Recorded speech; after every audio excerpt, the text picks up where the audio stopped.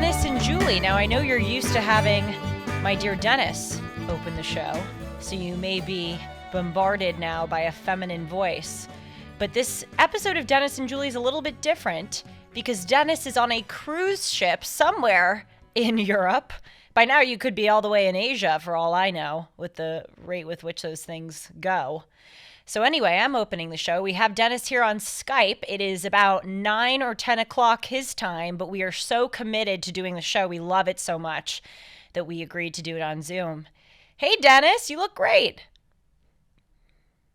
Well, that's very sweet of you, especially coming from you, who always looks great. But as it happens, I want to actually emphasize a point you just made as a sort of throwaway line, but I wanted to emphasize. I am right now in Serbia, Belgrade, Serbia, with listeners. I have taken listeners on cruises for approximately 30 years. The only time I've ever missed was when I had no choice, when lockdowns, those irrational acts of governmental authority, closed down the cruise lines. So obviously it was impossible. Other than that, I've been on cruises with listeners. It's so popular, the listener cruises, Julie, that the entire boat on this Danube cruise from Budapest to Bulgaria, actually to Bulgaria, then Romania, is just my listeners. The entire boat is Dennis Prager listeners. So everybody knows wherever they sit, they are with a kindred spirit. I can't tell you how much it means to me to see these people make these wonderful friends from all over America on these cruises with me. As you know, I love bringing people together, not just getting people married, but just getting people friends. So the whole thing is a high, to be honest. But I wanted to emphasize your point. You and I are so committed to not missing a single Dennis and Julie podcast that here I am, late at night in Yugoslavia. Well, there's no longer Yugoslavia, in Serbia, and talking to you. And it's a delight. Julie, so I know you have a ton on your mind, as you always do, but I want, while it's in context, to talk to you about the incredible assets, bonuses, advantages of travel, that it is literally, to use a word that's overused, life-changing, to go around the world as often as one can. Do you sense that? Because obviously you're so young, you haven't been able to get to that many places yet. But is that something that resonates with you? You have no idea. I mean, even when I was in Washington State about a month ago speaking, I'd never been to Washington State. And when I landed there, the second I got off the plane, it was like, eyes up, pay attention. I wanted to see how the airport was different, how people there may be dressed differently. When I was driving, I was asking, what's that? I love being in a new place. It's such a new opportunity. I'm going to quote you, actually. I have to give you credit. You've taught me that, among many other things. You always give credit to people who you quote. Dennis and I were on the phone the other day, and he said, traveling allows you to see the human condition in different contexts and cultures. I thought that was so well said. And so to answer your question, of course, I try to do it even when I drive to a new part of Los Angeles, let alone a foreign country. Well, look, I'm not surprised because, I don't want to beat a dead horse, but I think God gave both of us very similar souls. So you will get a big kick out of this. I grew up in New York City, which has a very extensive subway system. When I was in sixth grade, I went from Brooklyn to Manhattan every day and back on my own using the New York City subway system. So I got on very near Coney Island in a place called the Kings Highway. That was my stop. And then I would go 40 minutes to Manhattan. I wanted to know every stop on the New York City subway system. I actually, on occasion, would just go to the subway and take it to stops I had never seen. And it was so exciting for me. I mean, we're talking about the New York City subway. We're not talking about Serbia. So when you say that you looked at the Washington airport, the Seattle airport, and you go, wow, it's different. That's exactly right. You know, I've come to think about this recently. You said this on a recent episode of Dennis and Julie. I believe you're quoting Socrates, who said the unexamined life is not worth living. I think there are two paths in life: the engaged life and the not engaged life. If you take the former route and you look up and pay attention, it is endlessly interesting.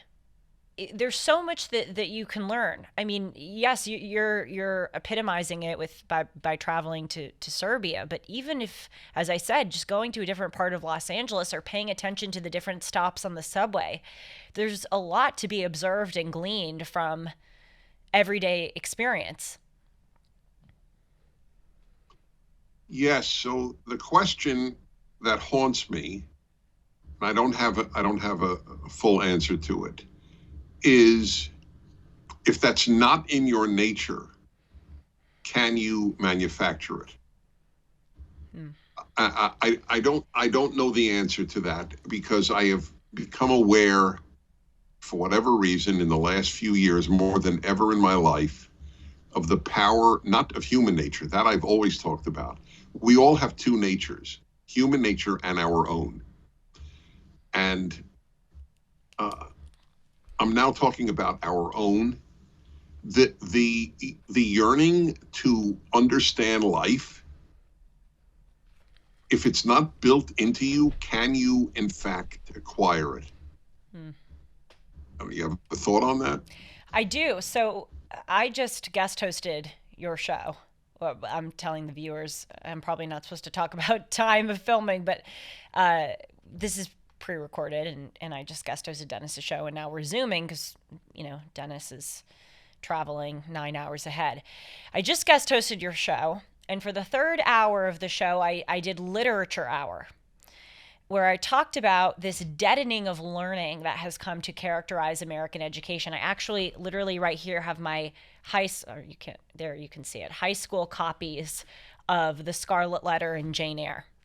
And I remarked on the air that it was funny because I was decrying how American public school teachers focus too much on symbolism instead of teaching the eternal wisdom of the books. But these books are a kind of, these physical copies I have are a kind of symbolism for me, because I hated them in high school, and now I love these books. I can't wait to go back to them and read more of them. This takes me back to the question you just asked. Can you develop an appreciation for or an interest in life if you weren't born with it? I think yes. I think you can with good instruction. Part of the issue is teachers nowadays, and not every teacher.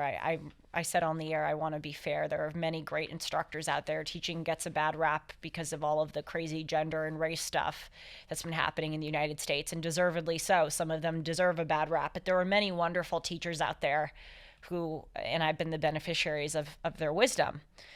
But teachers don't even anymore, most of them don't even bring out a potentially latent interest in life and in literature, because they focus too much on the social commentary of the book or analyzing a certain symbol of the book.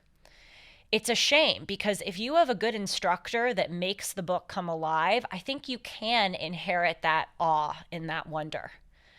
So I'm optimistic, to answer your question. I do think that it's something that you can learn, though it certainly helps if you're born with the desire already.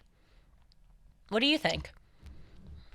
Well, literally as a result of your response, I think there's a lot of truth to that. I'll give you a funny. You'll really get a kick out of this, since you're so involved in my life. One of the ways I made a living when I was a graduate student in New York City was teaching Hebrew school. Now, you have to understand that the kids wanted to attend after school lessons in Judaism like you want to collect insects. Maybe you do, but I'm assuming you don't. Okay. So I knew not one of those kids wanted to be there. They were there because their parents told them, you got to go to this thing. So I actually announced to them, I said, you need to come for this session and one more, the next one. After that, if you don't want to show up, I will mark you present. You do not have to come. I believe it is my duty to earn your interest. And if you pass the exam and didn't show up at any class, you will pass the course. Your parents will not know anything different, and so be it. I need to earn your interest in these subjects. Well, to the best of my recollection, nearly all, or maybe all of them, turned out for all of the sessions. And so what I'm affirming your point. I made the lessons relevant to their lives, and why it's interesting and fun to learn, because there's nothing more fun than learning. By the way, you know my proof, you'll be touched by this. I've actually only used this in the recent past on my radio show. My father died at 96, and I remember his last years, he, like all of his life, he was an avid reader. And I remember thinking when he was reading, we all knew he was in his last times on earth, months, whatever. And I remember thinking, he's reading the newspaper every day, but he's not going to be with us very long. And then I realized, because there's nothing more fun than learning. And I mean that literally. There are things that are tied with it, but there's nothing more fun than learning. And so I'm affirming your response, but you need the right vehicle. If you don't have it in your nature, you need the right vehicle, the right parent, the right teacher, the right whatever. I'm smiling because I have notes here. You know, I scribble down notes during the commercial breaks for guest hosting, and I circled one that says secret underlined. Reading is so fun. It's exactly what you said. I said on your radio show just now, I reject this idea that people think that they're too stupid to understand Jane Eyre or understand the Scarlet Letter.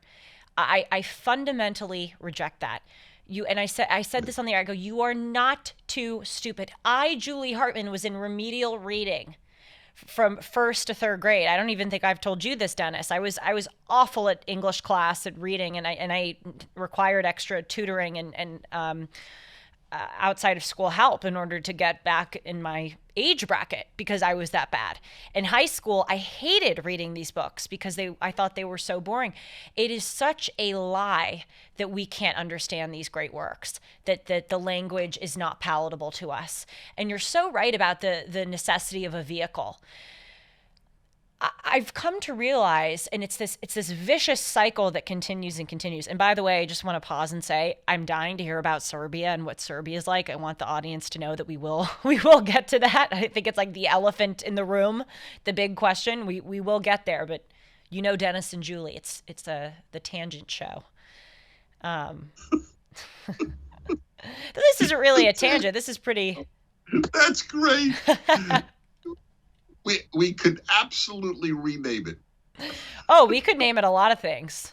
The tangent Principal show. among them, Dennis and the Harvard Whiz, which was an original proposition of the show. Yeah, or Julie and the Columbia Dropout. Yeah, that's right. Typical Dennis and Julie. What was I saying? Oh, I was talking about the vehicle. Yes, it's this vicious cycle because I don't think my teachers, and I had a lot of great teachers. I'm lucky. I am, but I don't think some of my English teachers they themselves could understand the wisdom imbued in these books. And honestly, a lot of it is religious. Like, I'll give you an example here. I'm sorry, I'm indulge me. You know how much I'm loving reading Jane Eyre. I think there is a one sentence synopsis of religion in this book that is perhaps the best one sentence synopsis I've ever come across. It's this girl who's about to die, and she's talking about her faith, and she said, "With this creed, revenge never worries my heart. Degradation never too deeply disgusts me. Injustice never crushes me too low. I live in calm looking to the end." I love that. I think that really does a good job of imparting the peace that can be achieved with a belief in God. I don't think my English teachers got that. I think they skimmed over that passage as much as I did. So in a way, I do blame them, but I can't blame them for not being the vehicle, as you said, Dennis, because I don't think it registered with them. And if it's not registering with them, it's not going to register with me. And if I grow up to be a teacher, it's not going to register with my students, et cetera, et cetera. Nefarious, the #1 movie on Salem Now, is available to rent today. Dennis and Sue strongly recommend this film. Nefarious comes from the filmmakers behind God's Not Dead and Unplanned. Sue and Dennis turned it on and thought they'd watch it for 20 minutes, but the movie was so riveting that they finished the whole film. Sean Patrick Flanery and Jordan Belfi give Oscar-level performances in this movie based on the book by Steve Deese. The woke critics hated it, but audiences have given it a 96% approval. And here are what others are saying. Matt Walsh, the filmmaker behind What is a Woman, calls it excellent. Dinesh D'Souza calls it captivating, suspenseful, and profound. Charlie Kirk says, "This psychological and spiritual thriller may be a movie, but it contains far more truth about the reality of our world than most would like to admit." Visit Salem Now or your favorite video platform to rent Nefarious today, even though it's still in theaters. If you want to rent for your church or large group, visit movienight.com to rent it today.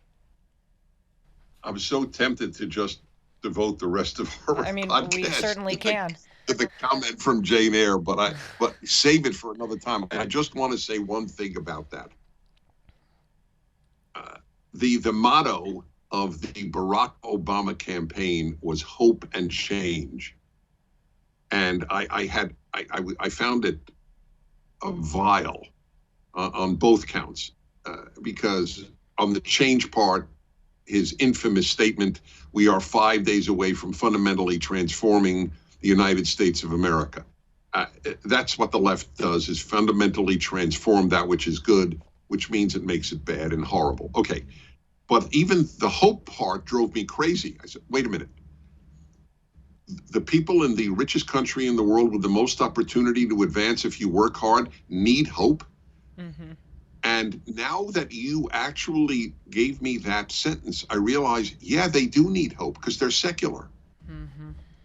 That's right. It's so interesting because it's a good point. If you're intellectually honest, secularism is hopeless. You die, and that's it for eternity. Oblivion for eternity. Let's be honest. That's why, I ask in every atheist that I debate, the first thing I ask to establish whether they're intellectually honest is, do you hope you're right or wrong? If they say, I hope I'm wrong, then I know I'm talking to an honest atheist. If they say, I hope I'm right, then they're not honest. They don't face the conclusions that their position entails, namely that everything that matters to them is over as soon as they die. They will never once again have any relationship with any of the precious human beings in their lives. And you don't hope that is not the case. I mean, you're out of your mind. So I just wanted to comment on the one comment you made. The next thing is that we're both talking about vehicles to eliciting fascination with life. That the right teacher, the right parent, the right relative, the right friend, somebody, if it isn't built into you, somebody still can do it. You convinced me in your first response that for most people that is doable. And that is what is not happening today. today at school, you are told that Shakespeare is irrelevant because he's white and European and male. Mm-hmm. And it's the ultimate not excite people about ideas. Yes, I mean, what is there to be excited about anymore? You need a reason to get up in the morning, a reason to go on and make something better or enjoy. I mean, look at patriotism. It used to be a great source of motivation and of satisfaction to be an engaged citizen of your country. We don't have that at all. We Americans are the least tethered to their national identity, I would say, of any country on earth. And that's a sad thing. We don't have patriotism animating us. To your point, we don't have a respect of certain institutions, of certain pieces of music, art, literature. We don't have even any more respect for work. I mean, you'll laugh at this. I was recently at a bar. I know me at a bar, not reading Jane Eyre. Can you believe it? This past weekend with a friend, and we met someone, this girl who was our age, and she turned to me and she goes, "What do you do for capitalism?" That was her way of asking what I did for work. Wow. What do you do for capitalism? It's all like so much of this worldview we have is, what are you doing to support these horrible institutions that have come to we've come to see as wrong? What is there? Can you identify something for me, Dennis, that the left says is good, that can rally us all to get excited about? Not your country, not what you do for work, not any of the things you read in school. What are we supposed to get excited about? Well, the answer is, what do they get excited about? They get excited about tearing down. Right. That's what they get excited about. We're going to tear down capitalism, the only thing that has ever created wealth. It's such a combination of nihilism and stupidity. The only way to conquer poverty is to create wealth, whereas the left redistributes the wealth that capitalism creates. Mm-hmm. There's no wealth creation from the left. There's no wealth creation from governments. Governments redistribute the wealth that capitalism creates. Capitalism has taken billions of people out of poverty. There is no other economic system in the history of the world or imaginable that would do the same thing. But they don't care about the poor of the world. In fact, I'm not really sure what they do care about. And I mean that quite literally. But they do get excited about tearing down, because let me tell you, the destruction is exciting. What do what do they support besides destroy your whole life? And I agree with you, by the way. You're absolutely right. They get very excited about destroying. I was reading something that said, I wish I could, a la Dennis Prager, credit the author, but I don't remember the author. This person wrote, though, it takes one day to tear down a house. It takes 5 years to rebuild another one. It's That's so right. easy to destroy. It's so hard to build. They love destroying. They get excited from destroying. What do they build? What is their positive thing that they offer to others for us to be interested in? Nothing. They have no answer. Their answer is they imagine what they'll build. Mm. They imagine utopia, a la John Lennon's song Imagine, or the current term that is one of the favorite terms of the left, along with what is the one when things are interrelated? What is their term again? Intersectionality.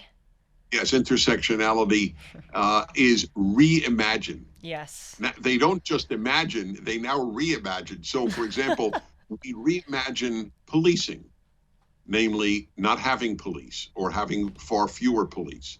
The fact that more human beings are murdered, beaten, and raped is of no consequence, literally of no consequence. Anyway, you're right. The elephant in the room is where I am. So the bad news is, and it's the only bad news because I'm having a great time. The only bad news is I'm not adding a country to my 131 countries on this trip.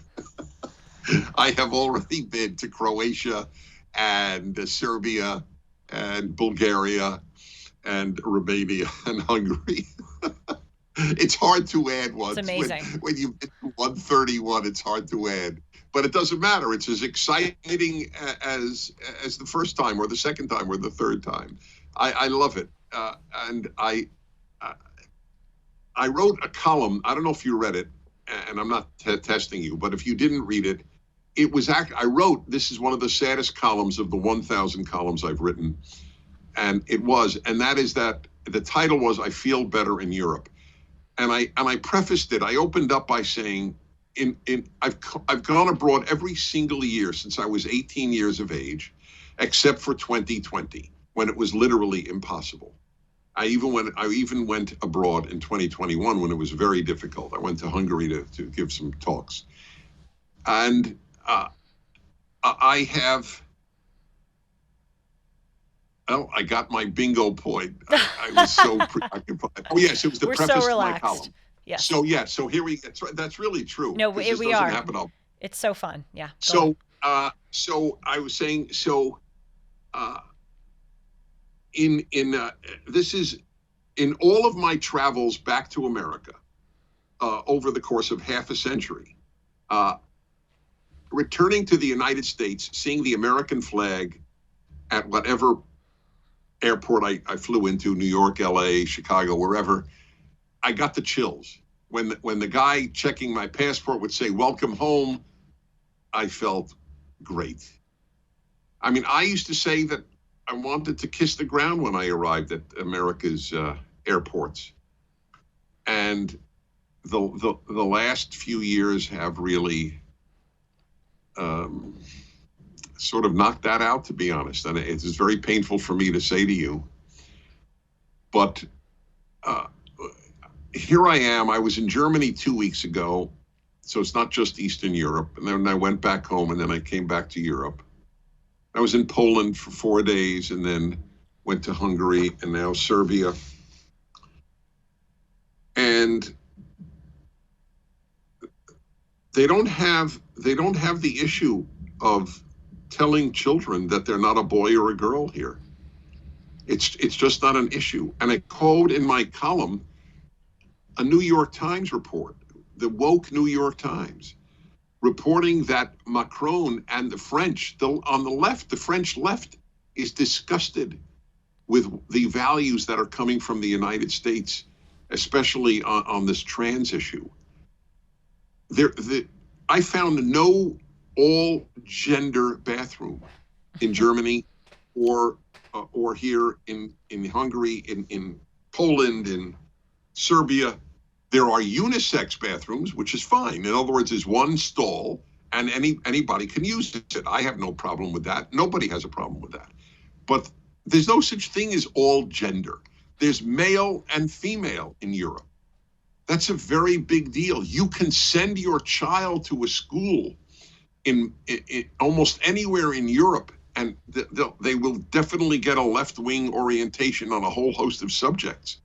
But they're not going to be ruined, damaged by the notion that they may not be a boy or a girl that they'll choose when they get older or choose even now.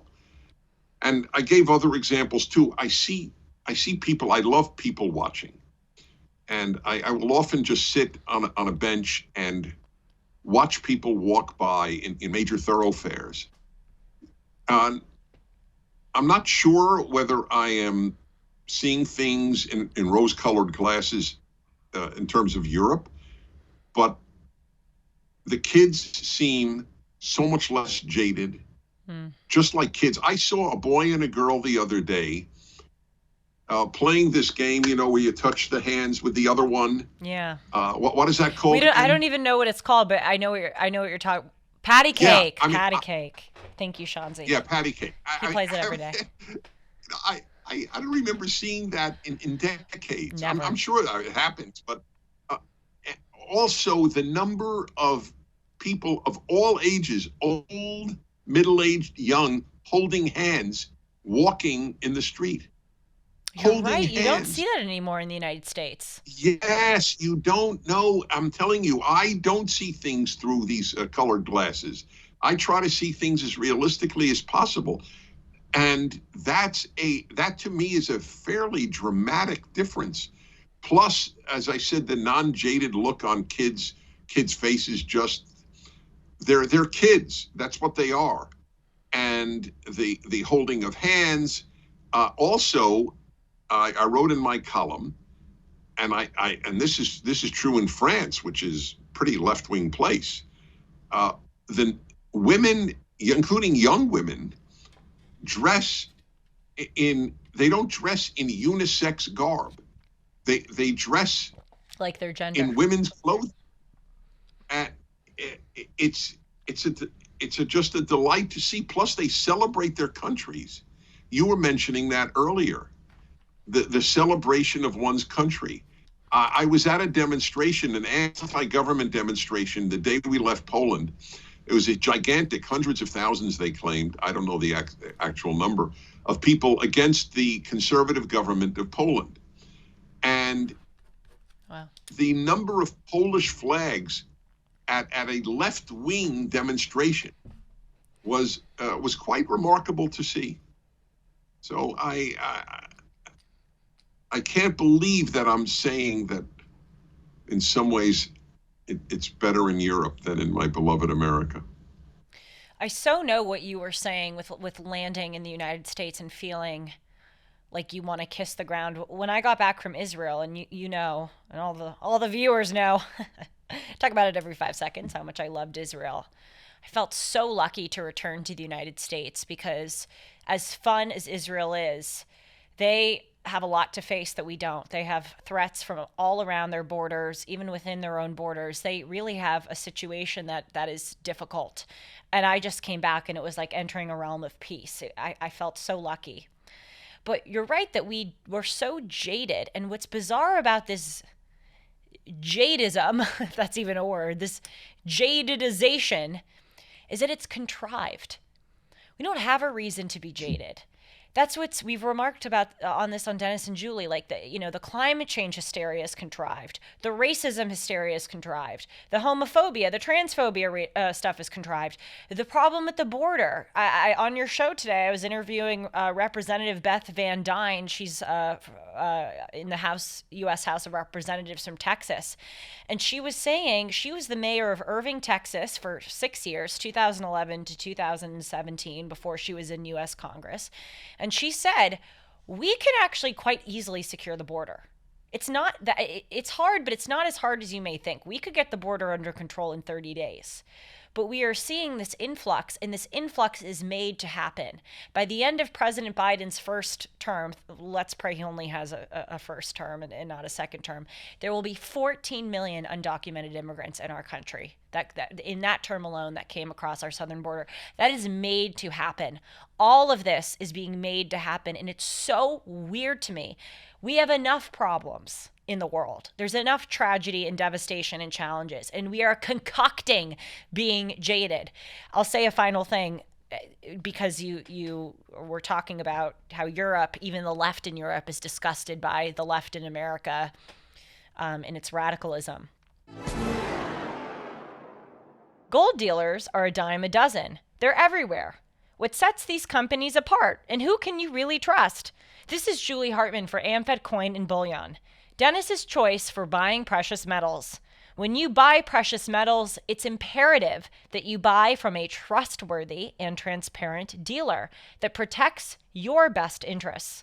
So many companies use gimmicks to take advantage of inexperienced gold and silver buyers. Be cautious of brokers offering free gold and silver, or brokers that want to sell you overpriced collectible coins, claiming they appreciate more than gold and silver. What about hidden commissions and huge markups? Nick Grovich and his team at AmFed Coin and Bullion have always had Dennis's back. Nick's been in the industry for over 42 years, and he's established a reputation built on trust, transparency, and fair pricing. If you're interested in buying or selling, call Dennis's friend, Nick, and his team at AmFed Coin and Bullion, 1-800-221-7694, AmericanFederal.com, AmericanFederal.com. You know, we hear all the time about the happy countries. Denway. You can see I'm tired after 3 hours of hosting.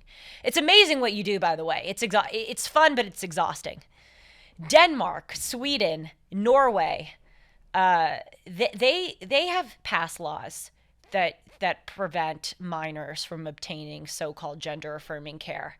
These happy countries that we seem to support in every other way have their heads about them in this issue. I'll give you another one that's eerie. Communist China is more conservative than the United States. Is that not the ultimate irony? This does not happen in communist China. There are no transgenders in communist China. There aren't even gay people in communist China. They don't allow any of that. None. There is no such thing as all gender bathrooms. Certainly on the gay issue, let's be clear. They're wrong. Yes. Yes. I mean, that's an immoral act to suppress course. people. Of course. But I'm not for suppressing people who are transgender, but the staggering increase in the numbers from near zero to serious proportions of young women is all created by the society. It is not natural to the individual. No, I'm glad you clarified. I think it's evil to persecute gay people. And look, I also think if you're transgender, you have a right to pursue whatever you want to pursue in life. Just don't force it on children. Don't remake society around your individual decisions. I'm glad you clarified which is what Caitlyn Jenner says. Right. Caitlyn Jenner, Totally. Jenner is transgender. But by the way, you know Alan Eston's theory on Caitlyn Jenner? No. What is this? It's a very interesting theory. So Alan said, I said, that individual embodies the dramatic change in America. When I grew up, he said, Bruce Jenner was on Wheaties cereal as the quintessential male. And now Caitlyn Jenner is on Wheaties cereal. Oy. Sorry, go on. No, it's dramatic. It is a dramatic example. It is. I'll say, and it shows you how I really am probably more sympathetic than maybe I let on sometimes on the air. When I watched that, do you remember when Caitlyn Jenner first came out as transgender in 2015? There was this Diane Sawyer interview where Diane Sawyer interviewed Bruce, then Bruce, now Caitlyn. I felt such sympathy for her. I really, honestly, I believed that what she was experiencing wasn't a social contagion. I really believe that she had like genuine gender dysphoria. It was a very moving thing. And I believe to this day that there are some individuals, just as some people are born with depression, some people are born intersex, some people are born, with a proclivity to schizophrenia, et cetera. I think there are a very, very small group of individuals who are truly born with gender dysphoria. The rest of it, a lot of what we're seeing to your point today is social contagion. But on this point about China, I wish the uber left-wing Americans would see this, that in communist China, they're not as liberal as we are in the United States. Communist China, the most progressive liberal ideology you can get to, they don't allow all gender bathrooms. They don't have this pronoun craze. In fact, not only do they not allow it in their own country, they know it can be used as a weapon. They are forcing it on us. Sadly, they don't need to force it on us. It's a domestic, kind of homegrown phenomena, but they're adding fuel to the fire through TikTok. In the algorithms, they put up these woke transgender videos in order to create division among American citizens. They are liking that we are going down this woke path. They are trying to force it upon us. Communist China knows progressivism can be used as a weapon. Does that not prove what we're saying here? That even the most liberal regime understands that progressivism can be used as a weapon. Well, the most left-wing regime is the language I would use, but your point is well taken.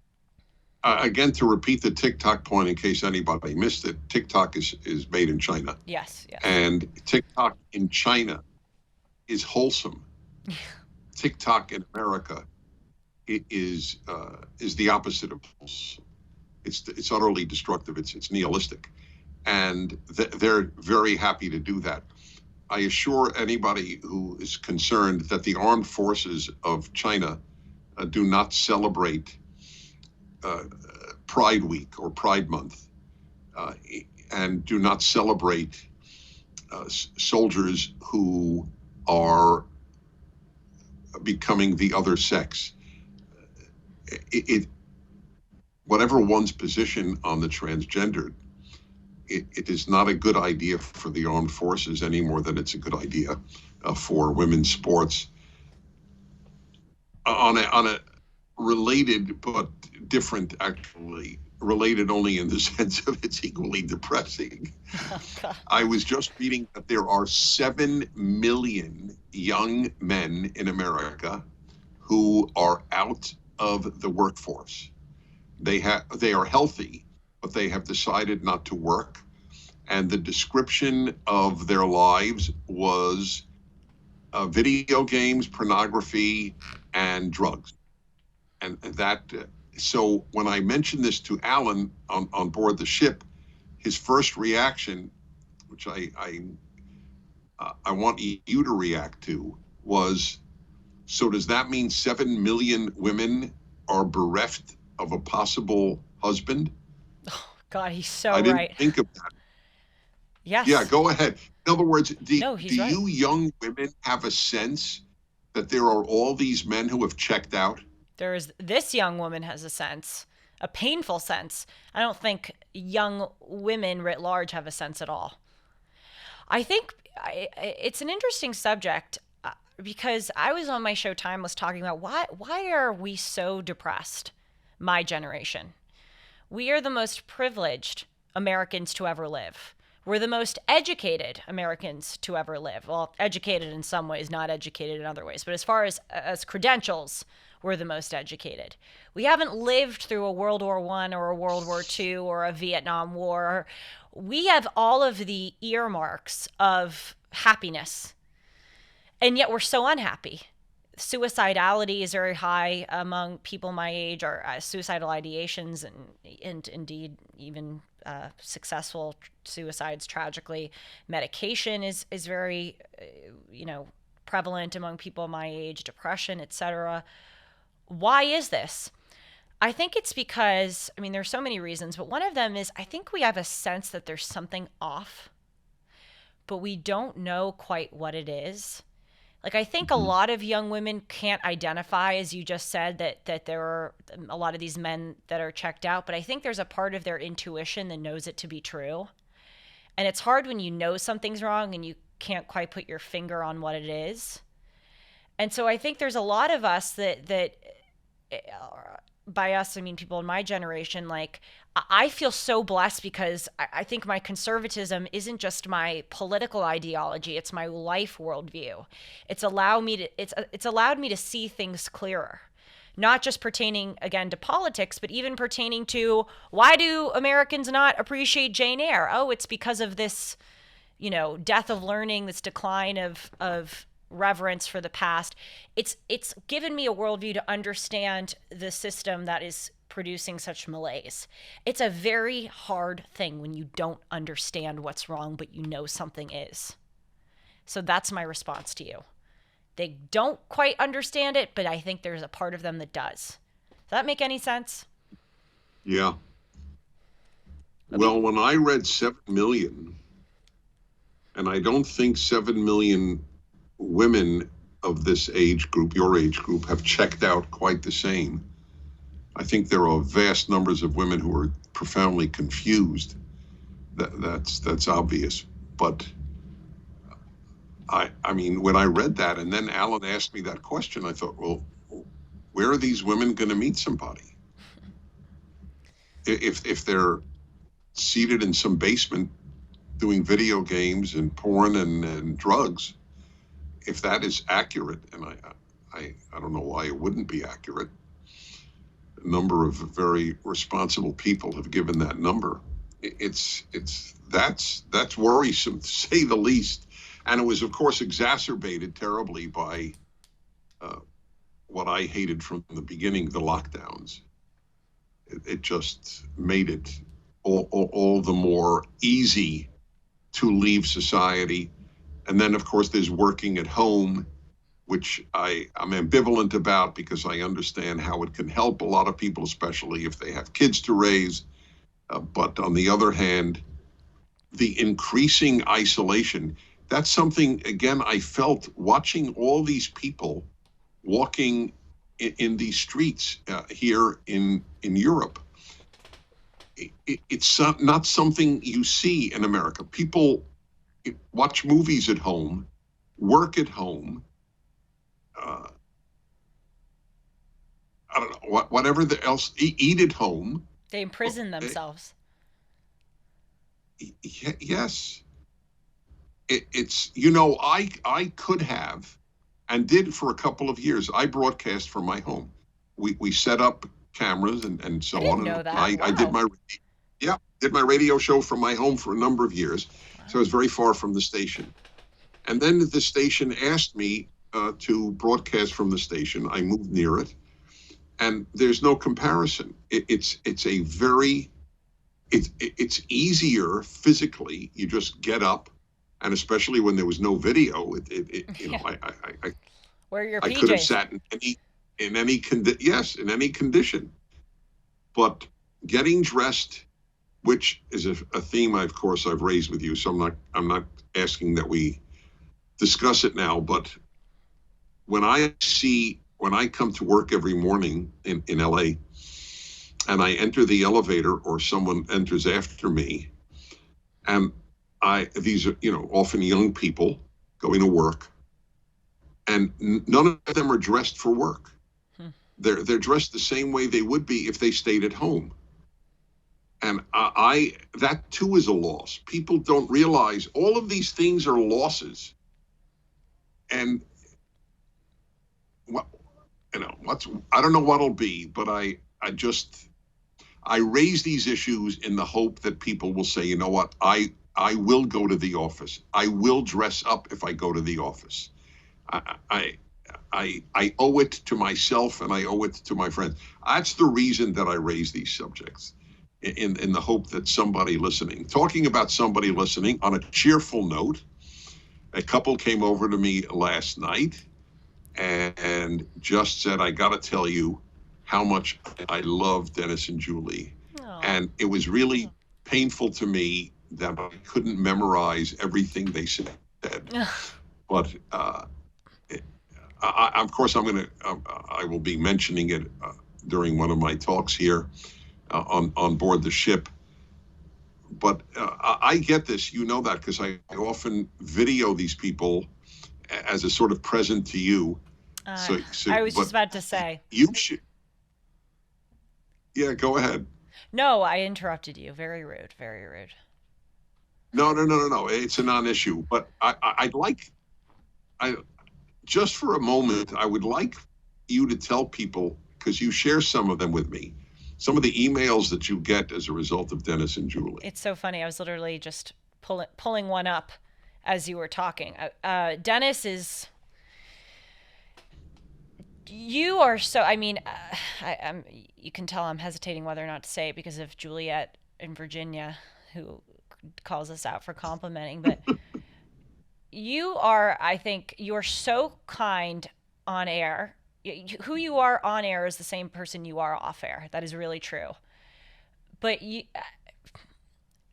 it's even possible, when you meet public figures, it's difficult to have your expectations not only met but exceeded. And my expectations were not only met but exceeded with you. You in your private life, you are so kind and generous. And one of the examples of that is the way that you send me videos of Dennis and Julie listeners. Dennis will go to speeches and, you know, he's exhausted. He has to meet all of these people. I know you enjoy it, but it's very draining. And he'll pause when someone says something nice about our show, and he'll take a video and he'll send it to me because, you know, it makes me feel good because I'm so hard on myself. I just want our viewers to know that Dennis does that, because I think it says a lot about our dear co-host here. But I I love the emails that we get from listeners. Dennis and I talk about this all the time. It is a mark of how good, if we do say so ourselves, the show is. But we're not saying it so ourselves. The viewers and the emails they write are the indication that the show is good. Because if we're hearing from such high quality people, it must be something worth listening to. I want to read something to you, Dennis. I don't think I even told it to you in private. We have a Dennis and Julie listener that was listening to Dennis and Julie as she was giving birth. And she was reading your Bible commentary as she was giving birth. This is Savannah. She gave birth to her son Simon on May 12th, 2023. And she's just sent this. She said, I wanted to share this photo and a photo of my sweet boy. If you guys take care, if you're ever around San Antonio, we'd love to host you for dinner or show you around town. So many listeners do that. They go, if you're ever here, you're ever there, I'd love to welcome you to my home. Just when you thought it couldn't get any better, Mike Lindell with MyPillow is launching the MyPillow 2.0. When Mike invented MyPillow, it had everything you could ever want in a pillow. Now, nearly 20 years later, he discovered a new technology that makes it even better. The MyPillow 2.0 has the patented adjustable fill of the original MyPillow, and now with a brand new fabric that is made with a temperature-regulating thread. The MyPillow 2.0 is one of the softest, smoothest, and coolest pillows you'll ever own. For our listeners, the MyPillow 2.0 is buy one, get one free offer with the promo code Hartman. MyPillow 2.0's temperature-regulating technology is 100% made in the USA and comes with a 10-year warranty and a 60-day money-back guarantee. Just go to mypillow.com, click on the radio listener square to get the buy one, get one free offer. Enter the promo code Hartman or call 1-800-566-6745 to get your MyPillow 2.0s now. Those are truly kind, gracious people. Anyway, this is a photo of Savannah reading your book as she's in labor. Oh my God, I get so many. I'll tell you one other email, and then I have some thoughts on what you were saying before. But this one might be one of the most touching I've ever received. There was a listener who wrote to us about a month ago, and he said, Dear Dennis and Julie, I want to write this to you because I can't talk about this very much in my home because I don't want to further upset my children. I don't talk about this a lot in my workplace because I don't want people in my workplace to see me differently. But I just wanted to tell you, because I view you both as friends in my life, that my wife just died of breast cancer, and I'm really sad. It's difficult for me to go about my life, and I just felt the need to tell you. That was so touching because it really does show that they thought that this man thought of us as friends. And that's what we want to impart to viewers. I've made friends off of this show. I have some close friends that I've made through this program. We don't just want to be talk shows. We truly want to be in people's lives. Well, my description of myself since I began was I'm not a talk show host. I'm a human with a talk show. That's great. That's really great. It's true. I thought you would like that particular line.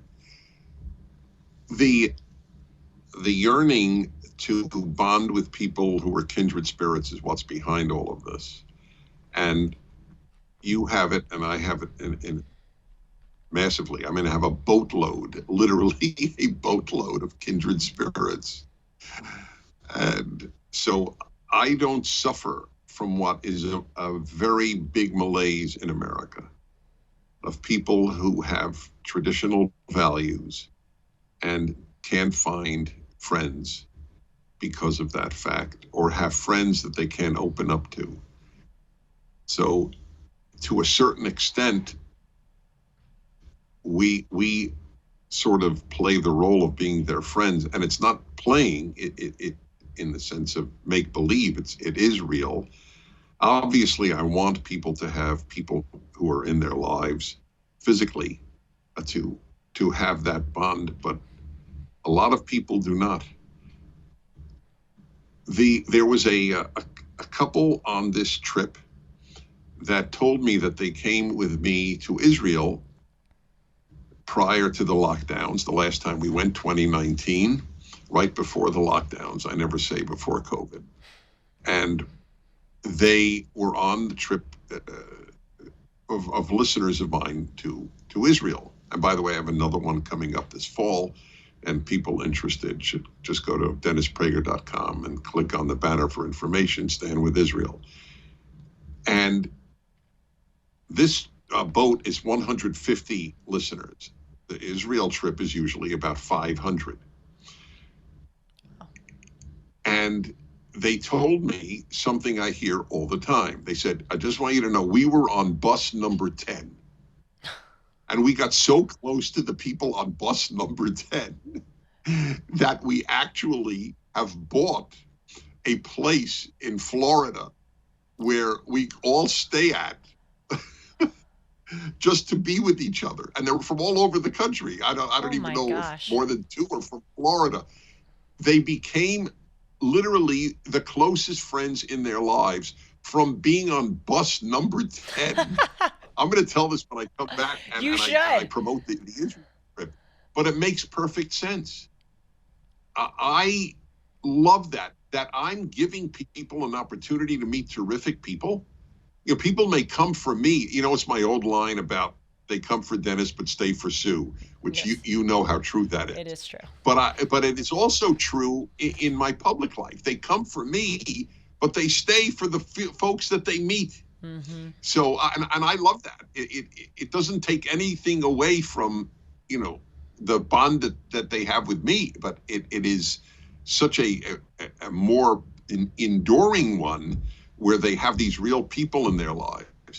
The human being needs people to whom they can open up about what they most care about in life.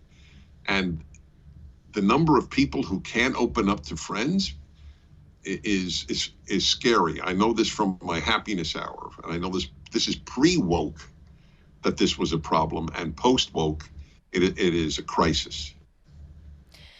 Coming into this conservative world, if you will, that's what I'm going to call it, has made me find so many kindred spirits. Again, just beyond the realm of the political, just kindred spirits in terms of disposition and worldview and life interest. And at it's been really interesting for me because every place I've gone to, whether it's a speech of yours, whether it's your Torah minion, and I know people listening will go, oh, of course you found this, you know, with Dennis, because it's Dennis that's unifying all these people. But even, you know, I mentioned my speech in Washington. I went to go speak in mid-April to a group in northern Washington state. 450 people, and they were all kindred spirits.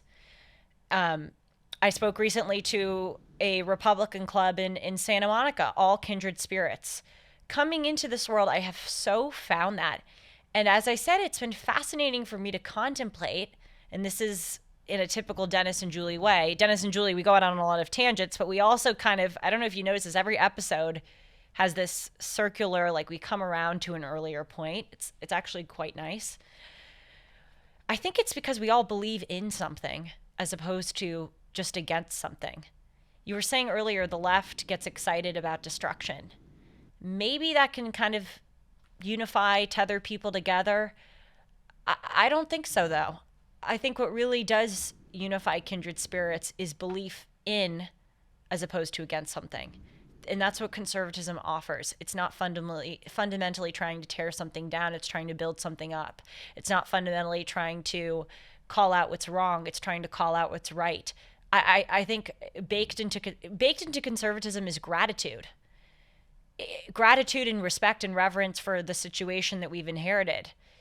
There's this, at its core, it's a unifying, kindred spirit friendly, if you will, worldview. So no wonder I go to all these places and I find those companions. The gratitude issue about America that you're talking about.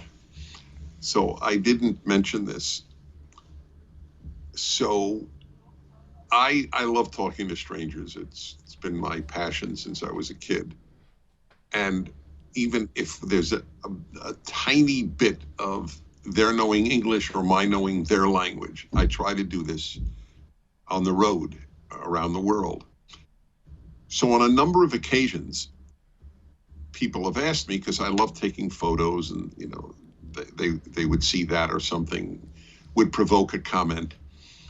And so on a number of occasions, they said something, and I gathered it was either in poor English or a mixture of English and whatever their language. What country? Where are you from?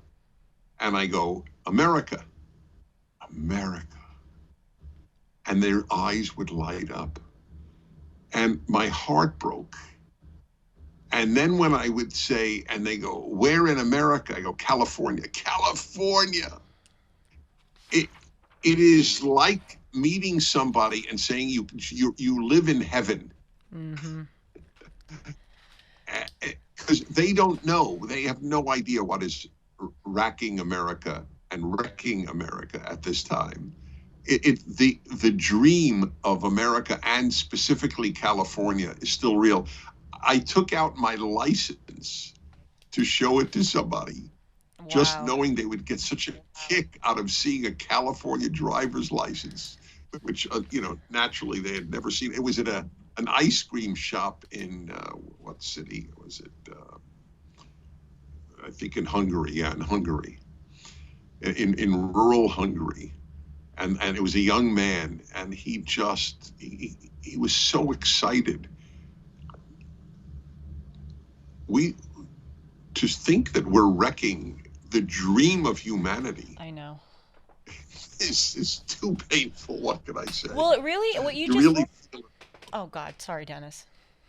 No, please. It's the overlap. It's the Skype overlap.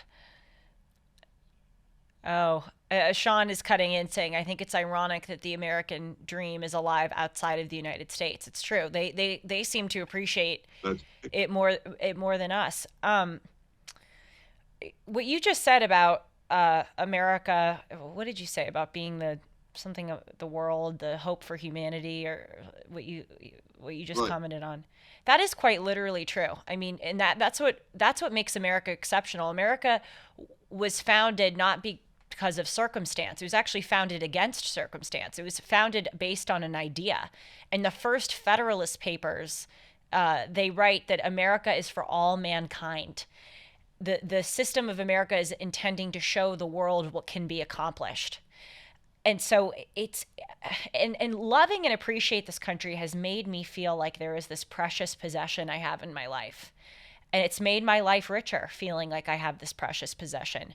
Because human beings, as much as we need to be loved, we also need to love something or someone. Giving love is just as important to us and as nourishing to us as receiving love. And so loving and appreciating and wanting to protect this country is life sustaining. It enriches one's life. Recently, as we all know, as we Dennis and Julie listeners and participants know, but probably half of America doesn't know because the left-wing media suppresses it, there was a FBI whistleblower that has come to Congress and said that President Biden, during his time as vice president, took a $5 million bribe from a foreign national. This was back in 2015. And so the House of Representatives is investigating it, has subpoenaed the FBI head, Christopher Wray, to present the relevant documents to Congress. And so this may really blow up in the next few weeks. I hope it will. If it's true that this happened, I hope it does blow up, because this is exactly what impeachment was designed for. This is exactly the stuff we should be focusing on, not pronouns. But when I read that story, Dennis, that our president may have taken a $5 million bribe to favorably influence policy from a foreign national, I felt so offended. I felt so disrespected. It was like, how dare you? Not only is this individual corrupt, how dare you do this to this precious country we have? You don't have any respect for how amazing the system is, how this system has given you the life that you have to be in this position. And instead of using your responsibility to protect and defend it, you view this precious jewel of ours as your little plaything to use as a tool to advance your own power. It's disgusting. And it's that feeling of preciousness about my country that made me just not just look at this as a sickening display of corruption, but as like a deeply offensive disrespect and grievance. So they will answer, oh, well, you have Trump. But they have created a caricature. The real Trump, with all his obnoxious traits, is incomparably more honest than Joe Biden.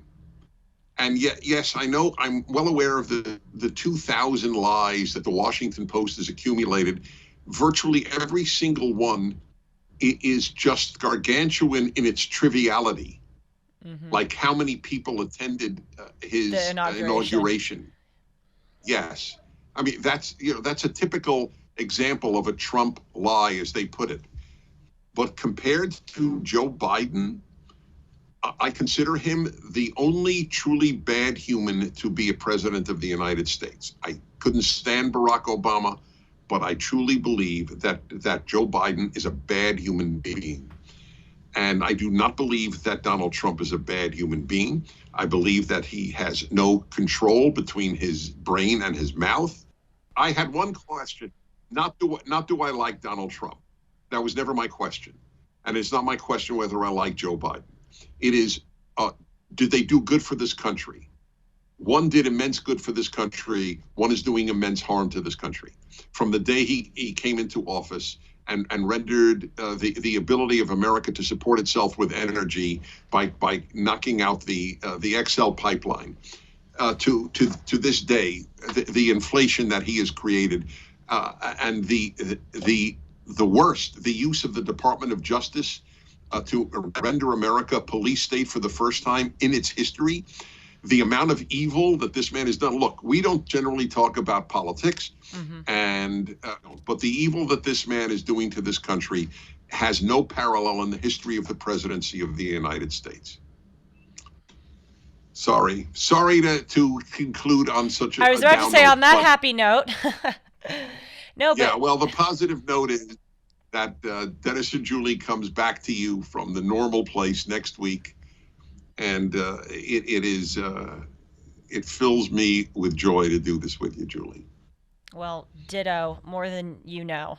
And I'll also say, not that it's a happy note, but even when we're exposing all of this terrible stuff, as I said earlier in the episode, it's better to know and understand what's happening than feel like there's something wrong but not get it.